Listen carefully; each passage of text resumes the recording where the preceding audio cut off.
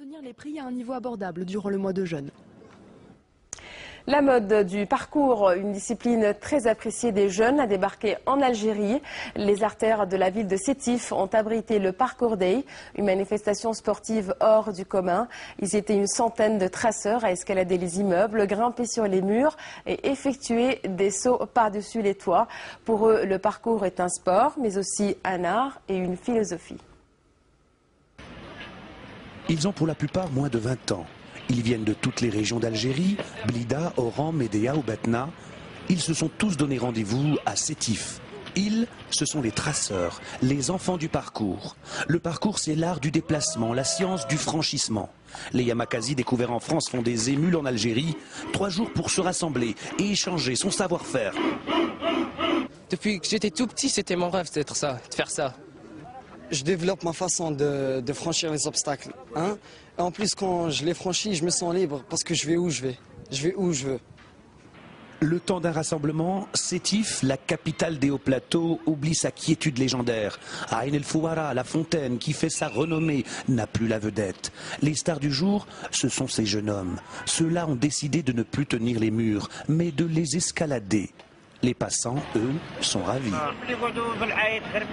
C'est mieux que rester adossé au mur.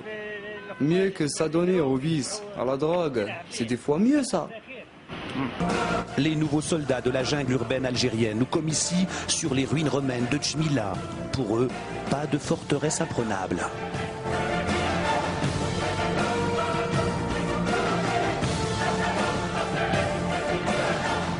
Le parcours nécessite une bonne dose d'entraînement avant pour franchir les obstacles de béton, mais pas seulement.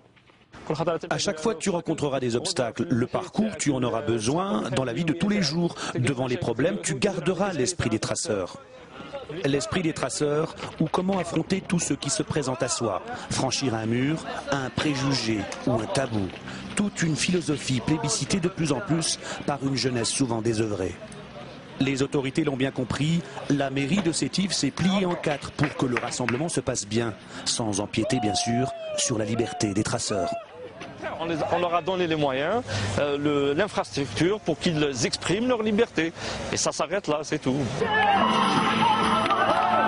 Et la relève semble assurée. Samy n'a que 5 ans, il enchaîne les flips comme un médaillé d'or de gymnastique.